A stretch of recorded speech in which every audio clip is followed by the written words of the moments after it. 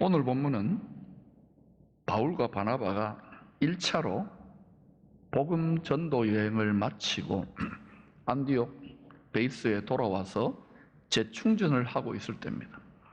유대에서, 아마 예루살렘에서 예수를 믿게 된 유대인들이 안디옥에 들린 것 같아요.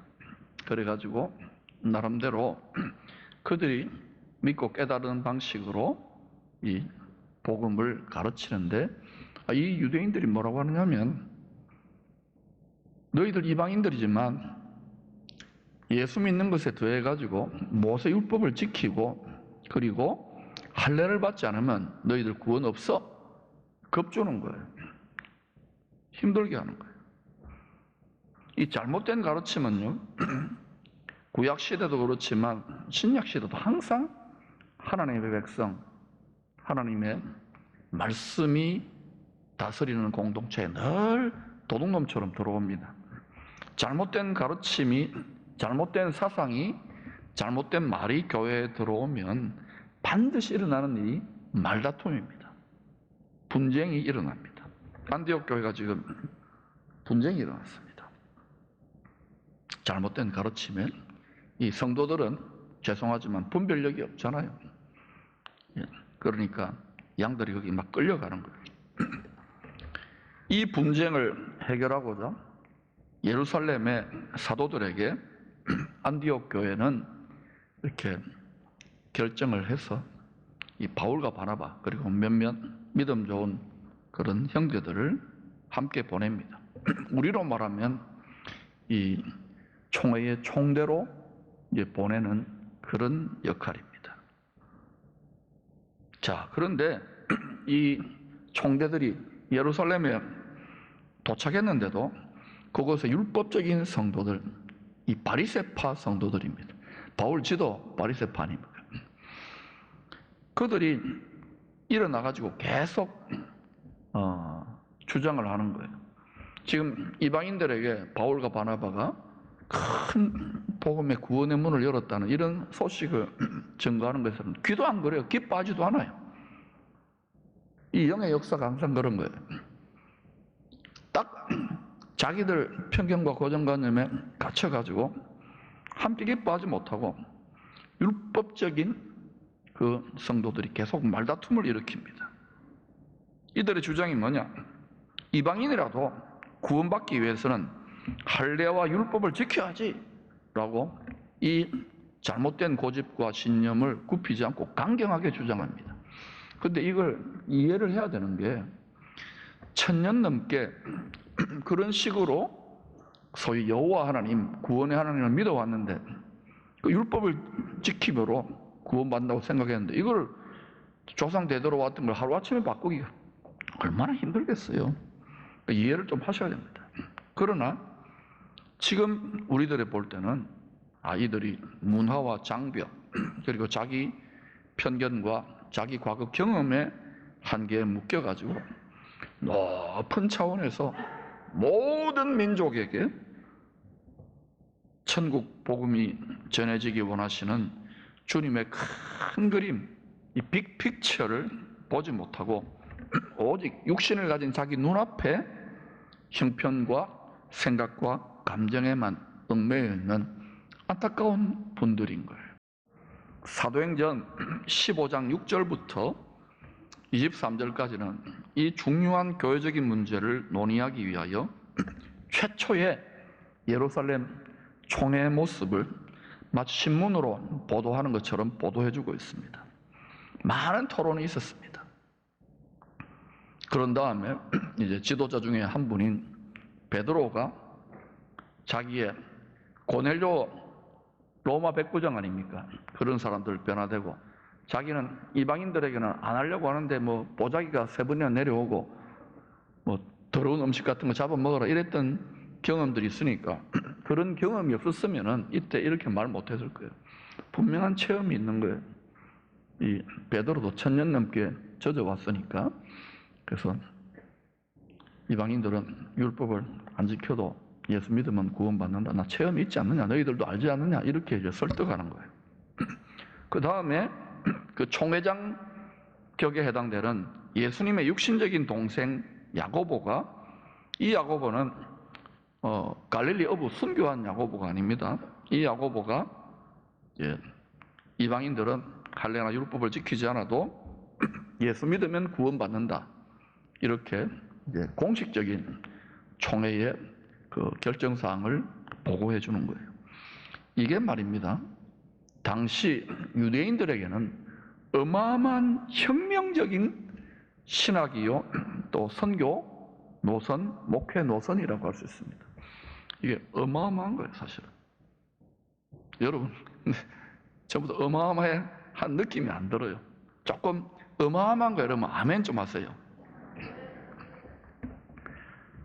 이 성경을 자꾸 깊이 들여다보면 이게, 이야, 우리가 그 덕분에 지금 예수 믿고 있는 겁니다. 안 그러면 우리도 유태인처럼 율법 다 지켜야 됐어요. 자, 그러면 예루살렘 총회의 결정사항이 뭐냐? 사도행전 15장 24절부터 26절을 우리 같이 공문을 읽듯이 한번 읽어보십시다. 시작. 들은즉 우리 가운데서 어떤 사람들을 우리의 지시도 없이 나가서 말로 너희를 괴롭게 하고 마음을 혼란하게 한다 하기로 사람을 택하여 우리 주 예수 그리스도의 이름을 위하여 생명을 아끼지 아니하는 바나바와 사울과 함께 너희에게 보내기를 만장일치로 결정하였노라. 이방인 복음화를 위한 신학적인, 정치적인, 선교적인 걸림돌이 사라졌습니다. 그러자 새 힘을, 새로운 용기를 얻게 된 바울은 바나바에게 2차 선교 여행을 제안합니다. 이제 이 선교 사역의 주도권이 바나바가 아니에요. 항상 이름의 순서가 중요한 바울이 주도권을 갖게 된, 리더십을 갖게 된 거예요. 이때 바나바는 뭔가 좀 주도권이 넘어갔는지, 아니면 하여튼 우리가 잘 모르죠. 그러나 하여튼 바나바는 자기 조카 마가 요한도 데리고 가겠다고 고집합니다. 이 바나바답지 않은 모습이에요. 바나바는 좋은 사람이고 착한 사람이고 많은 사람을 격려하고 위로하는 후견인 같은 사람인데, 마가 요한 자기 조카라서 그런지 데려가겠다. 그러자 바울은 이 직설적이고 강직한 열정의 사람 아닙니까? 아니 1차 선교 여행 시에 우리 같이 갔다가 중간에 포기하고 돌아간 이 마가 요한 충성되지 못하지 않느냐, 이런 사람을 데리고 가는 것은 옳지 않다고 또 바울도 자기 소신을 꺾지 않는 거예요. 그러니까 서로 다투게 되는 거예요. 39절, 40절은 이 두 위대한 사도의 다툼을 이렇게 이 성경에다 기록하고 있습니다. 같이 읽어보십시다. 시작.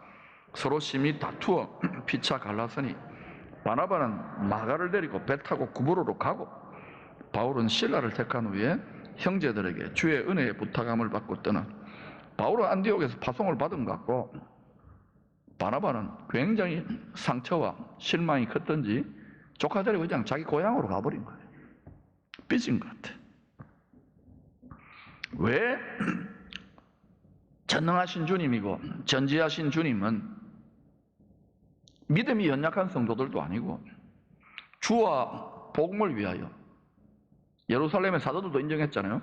생명을 아끼지 않을 정도의 이 성령 충만한 두 사도의, 이 또 말씀을 가르치기까지 하는 두 사도의 이 다툼을 미연에 방지하거나 막지 않고 큰 상처가 생기고 분열이 생길 정도로 내버려 두시는 것일까요? 우리가 볼 때 내버려 두는 것 같잖아요.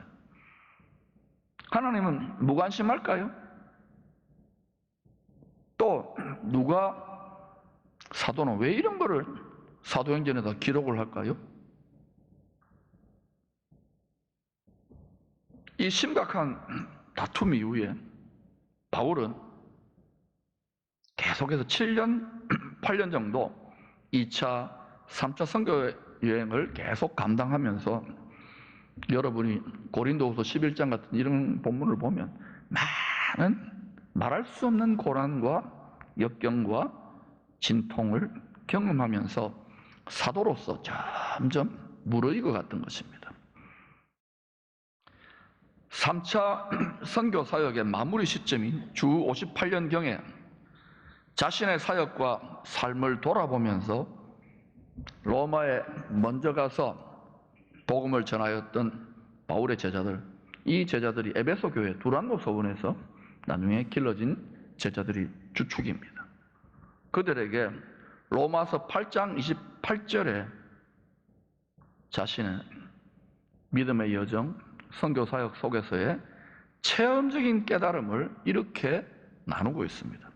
오늘 요절이니까 한번 읽어봅시다. 시작. 우리가 알거니 하나님을 사랑하는 자 곧 그의 뜻대로 부르심을 입은 자들에게는 모든 것이 합력하여 선을 이루는 바울도 알고 너희들도 알지 않느냐 이렇게 이야기하는 거예요. 여러분 하나님 사랑하시죠? 네. 사랑하는 정도는 다 다릅니다만 마음 뺏길 수도 있지만 다 사랑하니까 여기 지금 예배를 드리는 거예요. 근데 하나님을 사랑하는 자, 변함없이 하나님을 사랑하는 자, 그리고 우리는 창세전에 우리를 택하신 하나님의 뜻을 따라 부르심을 입었습니까? 우리가 우연히 믿은 게 아닙니다. 이 하나님의 우리를 택하시고 예수 믿게 하시는 신비를 깊이 깨달으면요 정말 감사밖에 없어요. 이야, 고생 좀 하고 이건 눈에도 안 들어. 이 깨달음이 깊어져야 돼요. 할렐루야.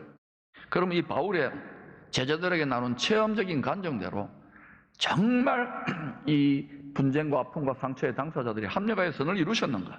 이걸 한번 보면서 우리도 선을 이루실 수 있다는 그러한 희망을 가져보십시다. 첫 번째, 이들의 다툼은 거짓 복음의 신앙 문제나 자기 사사로운 욕심으로 인한 다툼이 아니었습니다. 여러분, 교회의 덕 너무 보려고 하지 마세요. 무슨 말 알겠어요? 우리 기쁨의 교회 지도자들은 제가 보니까 다 희생하는 것이지 교회 덕 보는 분 한 사람도 없습니다.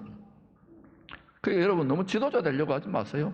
우리 장로님들도 다 자기 주머니 털어가지고 복지전의 이사들도 마찬가지고요. 우리 권사님들도 고생만 싫거든. 그런데 늘 있잖아요. 살은 좀 쪘지만 이렇게 건강해요. 행복해요. 좋아해요. 고생도 낙이다. 이게 이 공동체의 저력인 줄로 믿습니다. 그리고 그러면 목사님 예수 믿는 도움이 어디서 옵니까? 안방 예배, 지성소 은혜의 보좌에서 때를 따라 이때도 도우십니다. 때를 따라 도우시는 가장 높은 하늘의 은혜의 보좌까지 성령으로 출장 가서 그 도움을 받아야 돼요. 그 예배가 중요한 거예요.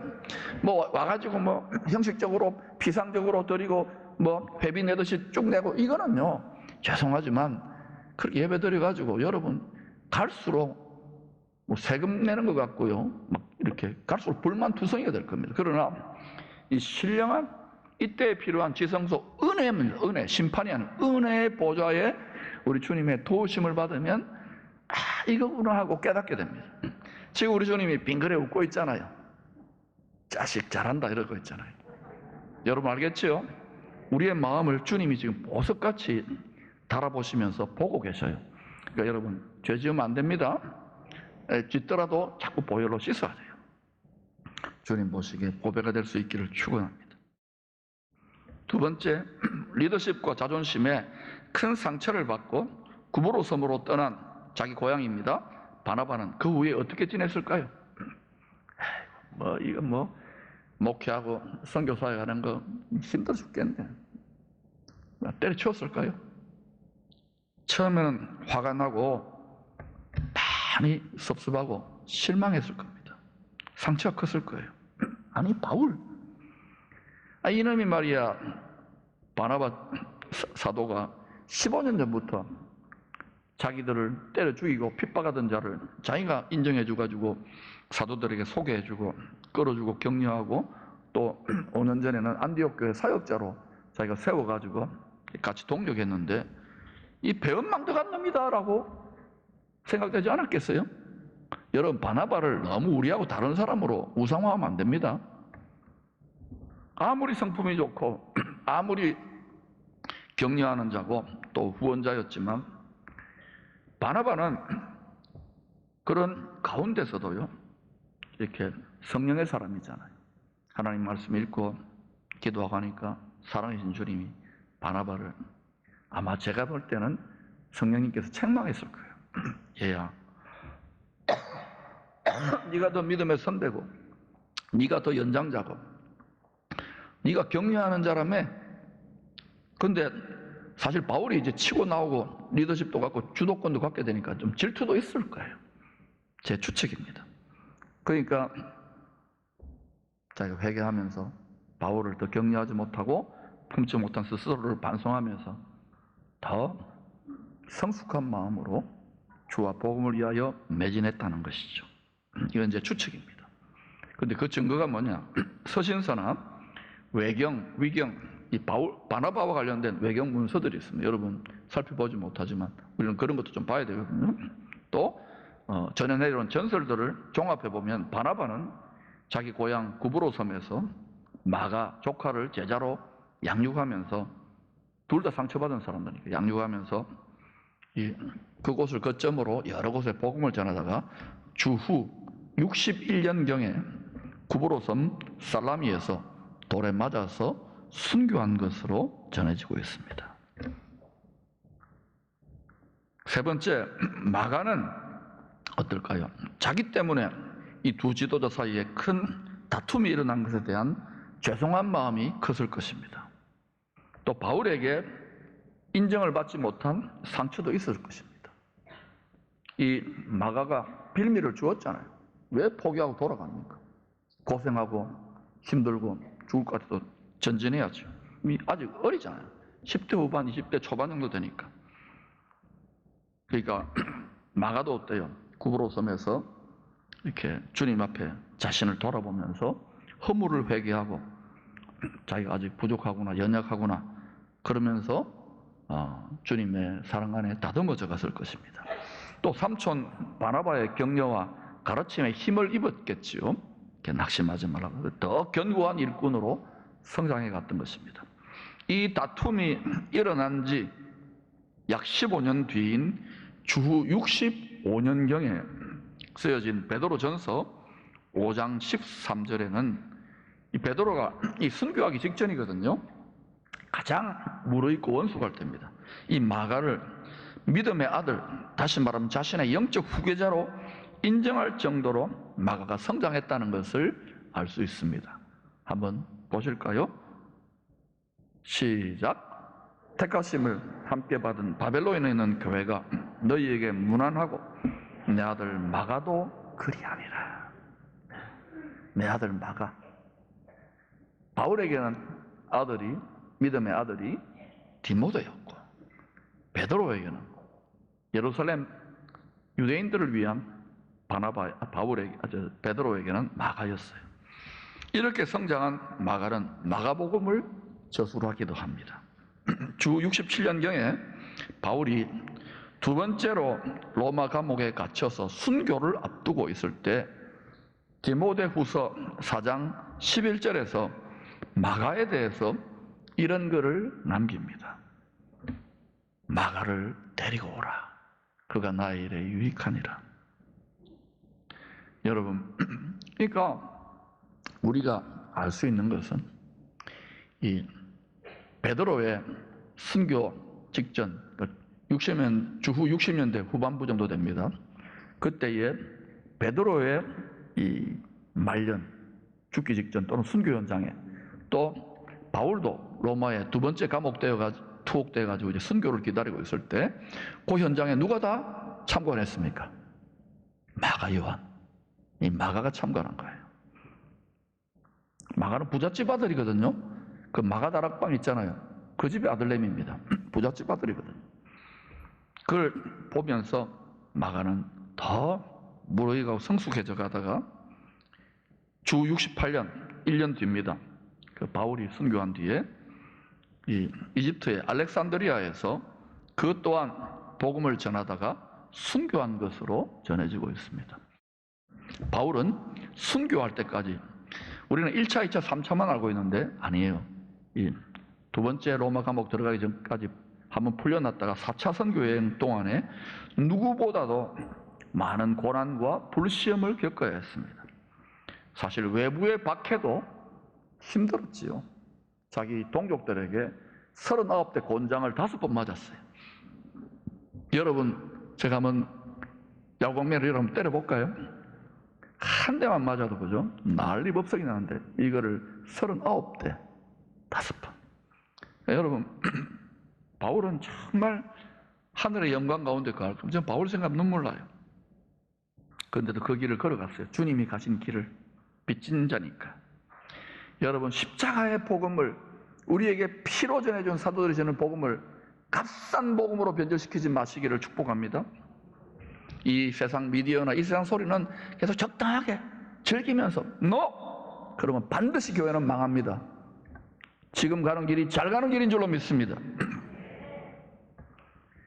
여러분, 외부의 박해도 힘들었어요. 바울은. 그의 속을 더 많이 썩였던 것은 힘들게 개척해가지고 세우는 교회 성도들이 번번이 다투는 거예요. 싸우는 거예요. 여러분, 바울 서신 13권을 여러분이 집에 가서 조용히 읽어보면요, 중간에 바울이 얘들아, 자기가 세워놓은 교회 지도자들과 성도들 보고 얘들아, 싸우지 마라, 다투지 마라. 왜? 아직은 미약하잖아요. 이렇게 말씀을 철저히 훈련받지 못하니까 어린 성도들이 많은 거예요. 그 중에 이 교회 성도들끼리 다투는 앞권에 바울의 속을 가장 많이 썩였던 교회 금메달이 누구냐?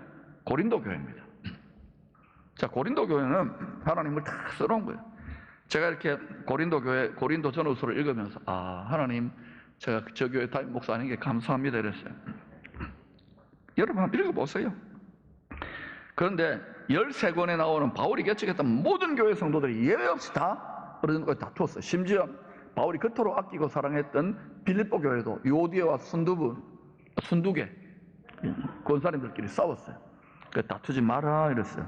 덜 싸웠죠, 그 교회는.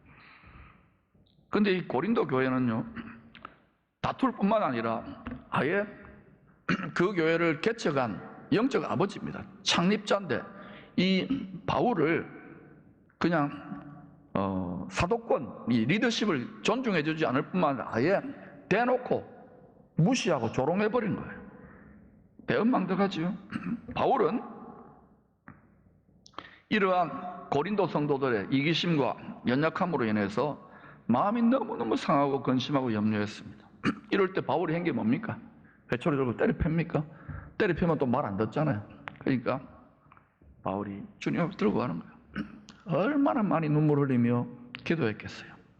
그런 가운데 여러분, 바울 덕분에 말이죠, 구약, 신약 성경 전체에서 가장 아름다운, 어떻게 이런 시와 같은 죄인들을 죽기까지 사랑하는 예수 십자가의 사랑에 대한 계시를 고린도전서 13장에 자기가 마음이 너무 아프고 고통스러운 가운데 이걸 뽑아내는 거예요. 그게 고린도전서 13장입니다. 여러분, 그 13장의 요약 버전 13장 7절을 한번 읽어볼까요? 같이 읽어봅시다. 시작.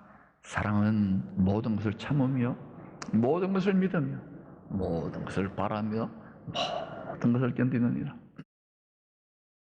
5번째로, 이 다툼 이후에 예루살렘 교회와 관계가 깊었던 바나바, 이 마가 다락방, 이 마가 엄마입니다. 그 집주인의 엄마입니다. 그리고 마가 다락방의 엄마의 오빠가 바나바입니다. 이 바나바하고 마가는 예루살렘 교회의 금수저고 경제적인 후원자였고 또 거기에 유력한 지도자였고 또 나중에 사역자까지 됩니다. 이 사람들은 예루살렘 교회 연고가 깊은 거예요. 그러니까 이 갈라서고 난 다음에는 바나바와 마가는 예루살렘의 사도들, 특히 베드로를 중심으로 사역한 것 같습니다. 반면에 바울은 이게 듣보잡 아닙니까? 듣도 보도 못한 예루살렘이지만 핍박을 이러니까 하나님이 그렇게 다 작전을 짜신 거예요.